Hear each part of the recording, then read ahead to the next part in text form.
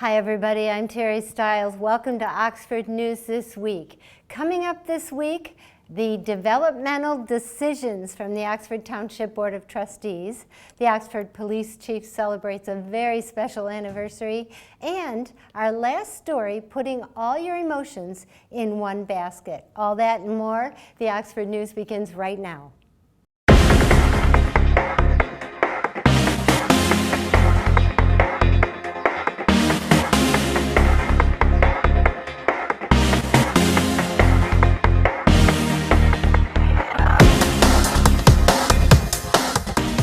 The Oxford Township Board of Trustees voted unanimously to refuse federal funding during their July 12th meeting.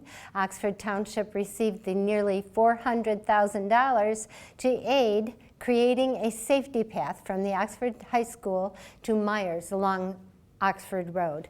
However, if the funding was accepted, the total cost of the project would have increased from an estimated $400,000 to over $600,000. The increase in cost is linked directly to the state and federal requirements tagged onto the funding.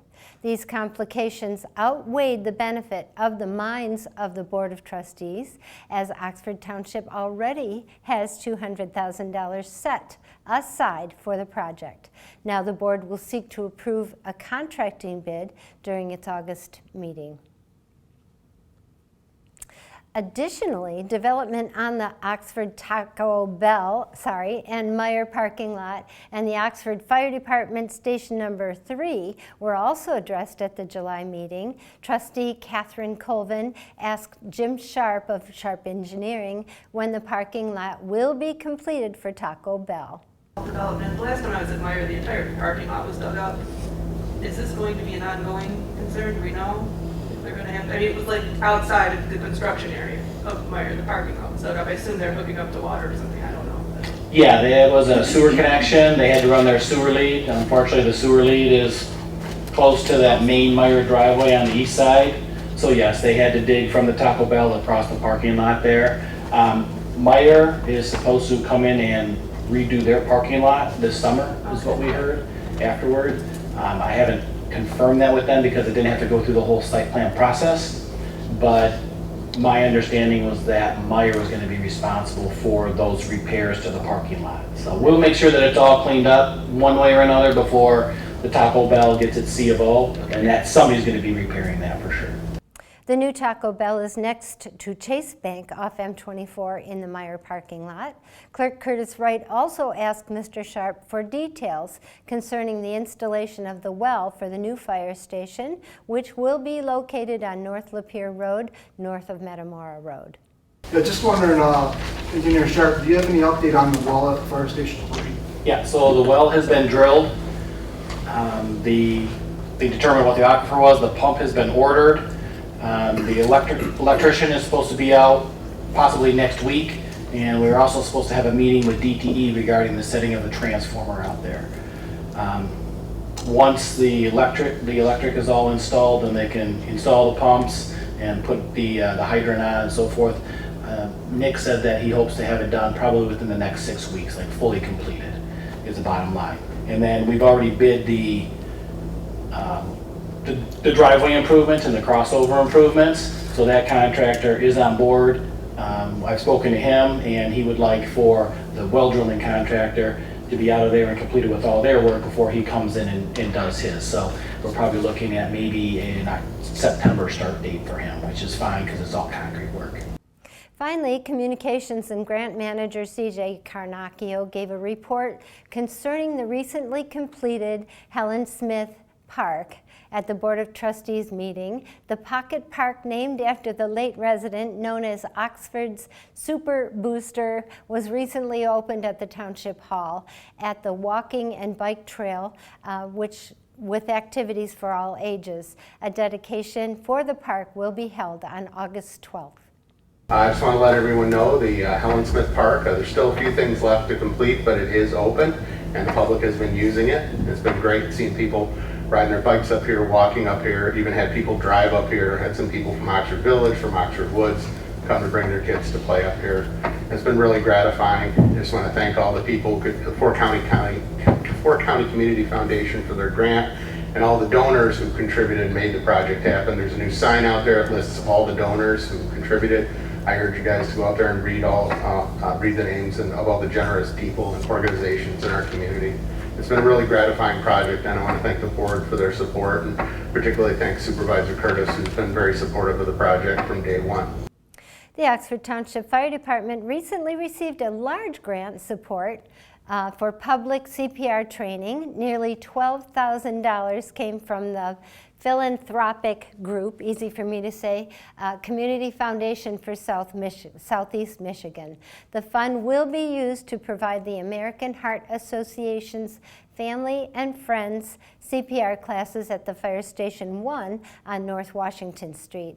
These 2-hour non-certification classes will run every month and will be completely free for all members of the public to gain a greater understanding of how to save a life.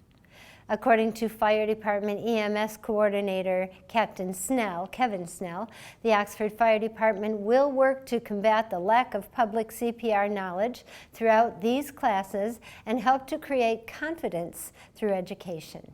Registration information will be available in the future through the Charter Township of Oxford and Oxford Fire Department Facebook pages. Oxford Township Tim Hortons drew a diverse crowd when it hosted several familiar faces in support of a good cause. On July 19th, all Tim Hortons establishments across North America participated in an event known as Camp Day. Proceeds from all of the day's hot and iced coffee sales go towards the Tim Horton Foundation camps. These camps, located in Canada and Kentucky, assist youths from low-income households in developing skills to succeed educationally, earn jobs, make an impact on their communities, and live full lives. How sweet. Oxford Police Chief Mike Sowald has now served this community in Oxford, the village, for 30 years. He started his journey in Oxford back in 1993 when he became a reserve officer with the Oxford Police Force. He graduated from the Macomb Police Academy with a degree in criminal justice in 1996. That same year, he became the Oxford School Resource DARE officer. In 2002, he was promoted to sergeant. 15 years later, after graduating from the School of Staff and Command at Michigan State University, Sergeant Sowald finally became the Chief Sowald that we know today. Congratulations, Mike. Chief Sowald has earned numerous awards throughout his time serving the Oxford community, including 3 Officers of the Year awards, 2 leadership awards from the Oxford Chamber of Commerce, and even a special congressional recognition certificate. Here is what Chief Sowald had to say about his continual service in this community. It's been an honor. It's been an honor to be able to work in this community. So made a lot of friends, made a lot of, I don't know, consider family. When I started, I was working in the schools, so now those kids are grown up and now they're adults and they're having kids, and now it's nice to see that development and have those relationships with all these people in town, and it's been truly a blessing. I would have never started out in the career thinking that I was going to work in a town like this and have those opportunities. So it's just a blessing. So someone's looking out for me. I appreciate it. So. Pretty cool. From America's Got Talent to her first EP, Oxford musician Ava Swiss offered an exclusive preview of her new and upcoming songs at an early release party on July 20th. The 2022 Oxford High School grad performed for the crowd at the Legacy 925 Center and also chatted about her creative and production process, signed autographs, and took photos with fans, and she had many. Swiss and her co-writer and producer Daniel Zott worked on the 4-song EP for 2 months. The song Real Love, released on July 10th, and Better Than Today, dropped on July 23rd. The following 2 tracks, entitled You and Me and All About You, will arrive on Spotify, Apple Music, and YouTube this week. Swiss said she enjoyed the time she spent working on America's Got Talent with the group, but she says she is ready to do her own thing and be her best own artist. She also stated that sharing her own music with everyone has always been her dream. That dream is nearly a reality. Congratulations, Ava. 2 2023 Oxford High School graduates have won 3rd place in an international competition. Michaela McNamara and Haley Wilson brought back the bronze medal after competing in the Emergency Medical Technician event at the HOSA Future Health Professional International Leadership Conference in Dallas. The 2 graduates completed both a written assessment and proficiency tests for various emergency skills, including CPR and bleeding control. Both of the young women attributed the Oxford High School EMT education program and the program's lead instructor, Kelly Kilgore, to their successes. Kilgore is also the Oxford Fire Department's recruitment and retention manager, and after hearing of their win, he stated he could not be more proud of the 2. Both McNamara and Wilson are continuing to pursue the medical field in college with focuses on nursing and emergency medical procedures, respectively. Stay tuned for our last story, putting all your emotions in one basket. It's a great story. And coming up next is Dave Kenny with Auto Talk and Science in the News. You're watching OCTV Oxford News This Week on OCTV.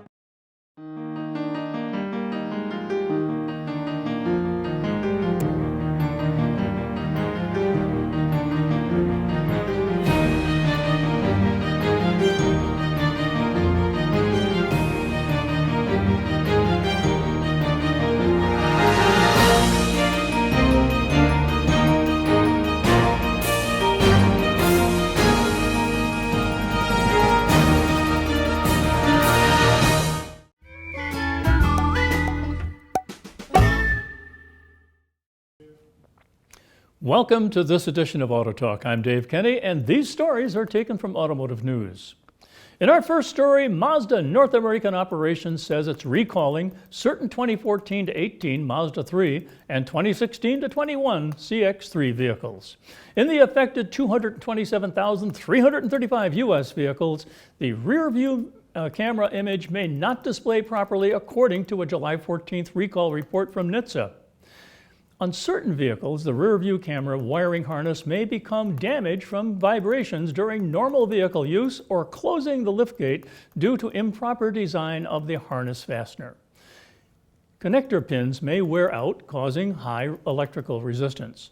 Due to these defects, the rearview camera may display a distorted or flickering image. Distorted or flickering camera images while in reverse could affect driver judgment and increase the risk of a crash, the report said. For all recalled vehicles, Mazda dealers will inspect and replace the rearview camera as necessary. In addition, dealers will install a wiring harness fastening seal.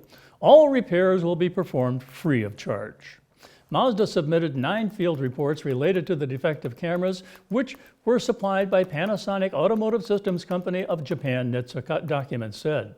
There have been no reports of any accidents or injuries due to the defect, Mazda said in a statement. Mazda will notify all owners of the issue via letters surprise, that is to say, expected to be mailed September 12th. In our next story, General Motors plans to build a next-generation Chevrolet Bolt electric vehicle based on the automaker's Ultium battery platform. GM CEO Mary Barra made the surprise announcement July 25th during the company's second quarter earnings call. GM in April said it would discontinue the Bolt EV and EUV, which are built on its second-generation battery platform that Ultium is replacing at the end of 2023. With the end of the Bolt, GM will free up production capacity at an assembly plant in Orion Township to produce electric versions of the Chevrolet Silverado and GMC Sierra full-size pickups. Barra said the new Bolt would be brought to market on an accelerated timeline but didn't discuss specifics, and a spokesman declined to say whether the product or where the product would be built. Our customers love today's Bolt, Barra said in the call. It's been delivering record sales and some of the highest customer satisfaction and loyalty scores in the industry. It's also an important source of conquest sales for the company and for Chevrolet. Barra said GM will keep the momentum going by delivering a new Bolt, and we will execute it more quickly compared to an all-new program with significantly lower engineering expense and capital investment by updating the vehicle with Ultium and Ulti-Fi technologies by applying our winning with simplicity discipline.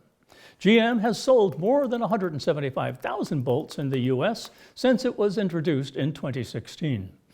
The nameplate began as a hatchback and expanded to include the larger EUV crossover in 2021. The company said nearly 70% of buyers who are trading in a vehicle for Bolt are using a non-GM product. The new Bolt will join the Chevrolet brand's growing EV lineup that will include the Chevrolet Silverado EV, Blazer EV, and Equinox EV, all of which launch this year. This is a very capital-efficient, quick way to build on the strong consumer response we have to the Bolt and get an affordable vehicle out into the marketplace, Barra said. Frankly, I'm super excited about it, she said. Well, that's it for this edition of Auto Talk. I'm Dave Kenny. Stay tuned to Oxford Community Television.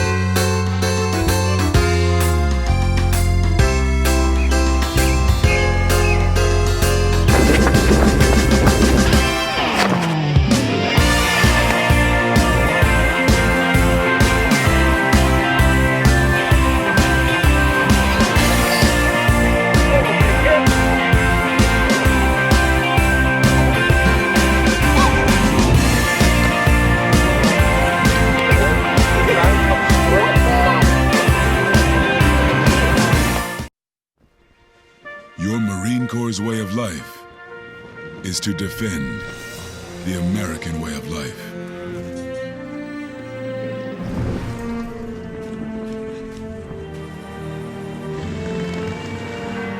Every day, we take a stand for our nation, for each other, for us all. The few, the proud, the Marines. Canine Stray Rescue is Oxford's own local dog rescue. Each year they take in hundreds of dogs and bring them into suitable homes. A certified nonprofit organization, Canine Dog Rescue strives to give pound dogs a new leash on life. To donate, adopt, or even volunteer, call them at 248-628-0435 or go to their website, dogsaver.org, and click on the Canine Stray Rescue League link.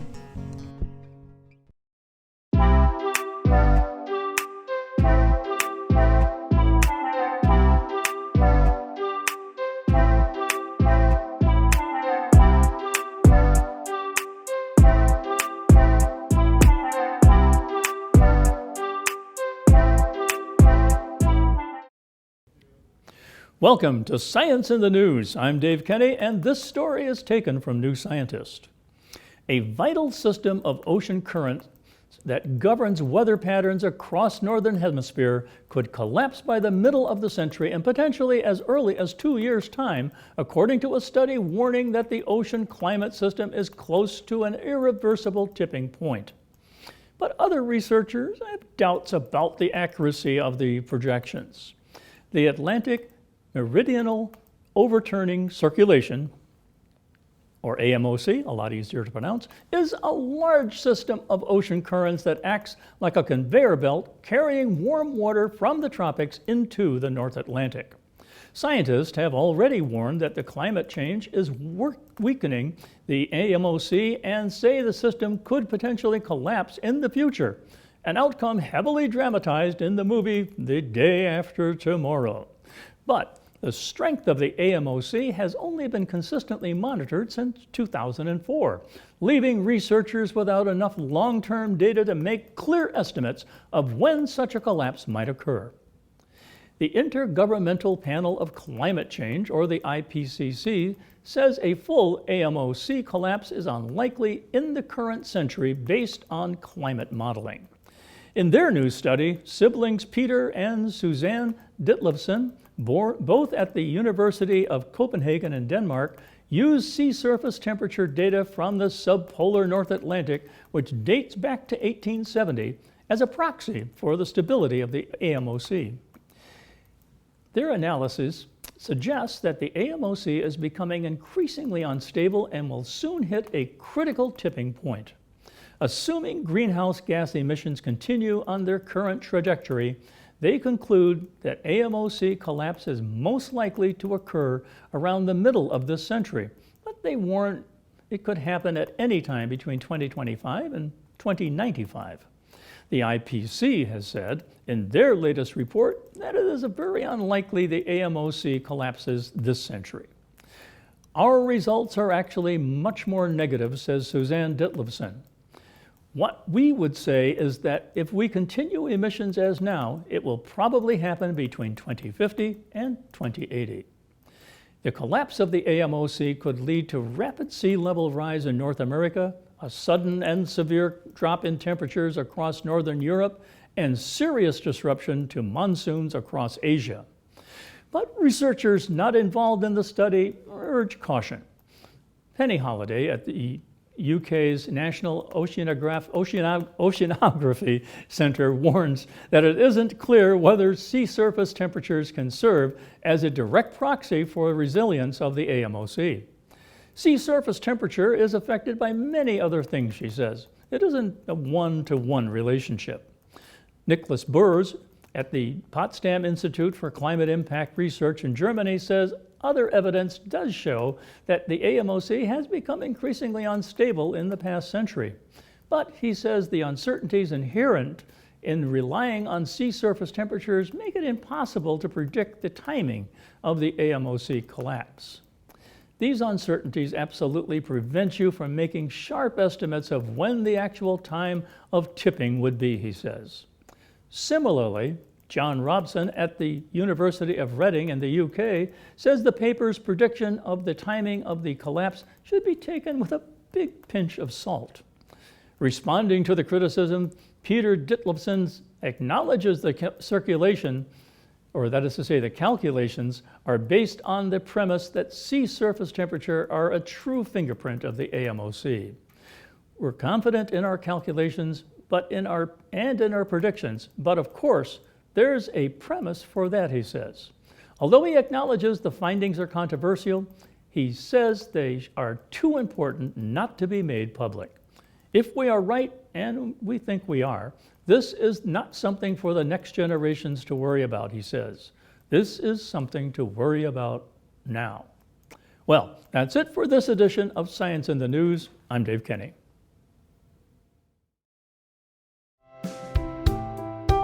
Canine Stray Rescue does just that. Rescue stray dogs for new families. But they need your help. Become a volunteer at Canine Stray Rescue League of Michigan. Take dogs for walks, help them socialize with others, and help them get adopted. Fill out an application and help a family add a new member today.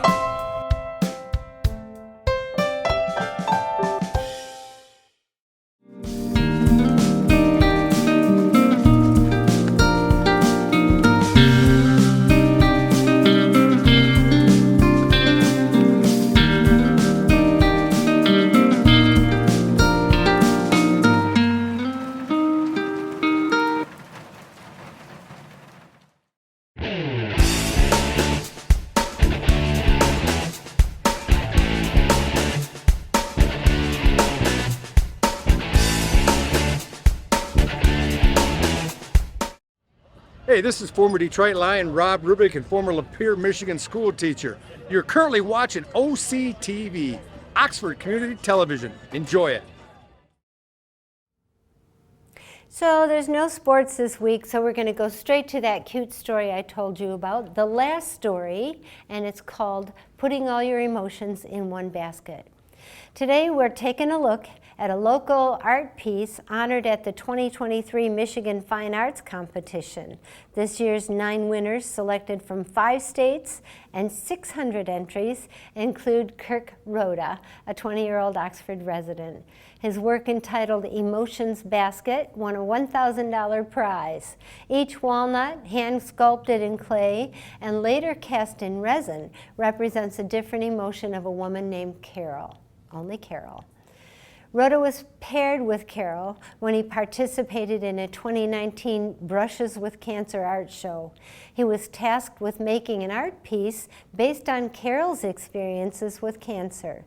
He said that through their conversations, he found a woman who looked at cancer in the face and did whatever it took to beat the disease.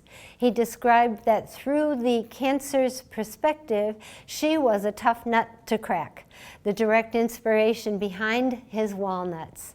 Each one bears a different state of mind that Carol experienced throughout her journey with the cancer, including sadness, calm, relief, resolve, and joy. The work will be on display in Birmingham through August 17th. What a great story. Wow. Well, we're going to thank the news gathering source from the downtown DDA, Oxford Charter Township of Oxford, C.J. Carnacchio, Village of Oxford, Oakland Press, the Oxford Leader, and the Oxford Police Facebook page. Photo credits go to C.J. Carnacchio and the Oxford Leader. OCTV can be viewed on Spectrum and Charter, Channel 191, and Channel 99 AT&T Uverse. You can find us on YouTube, Rumble, and Facebook. You can even download the Roku app and watch us on OCTV programming. OCTV is also available to local groups for producing public service announcements. We have a show idea. If you have a show idea, you want us to help you with it, give us a call. You want to volunteer at OCTV, give us a call. Our number is 248-628-9658. Thanks to producer, director Kyle Snage, videographer Al Campbell, editor Marissa Rushka, writer Allison Miller, program director Dan Zweiss, program coordinator, Dan Zweiss. And for everyone here at OCTV, I'm Terry Stiles, hoping you have a safe weekend, and I invite you back next time when we take a look at Oxford News This Week.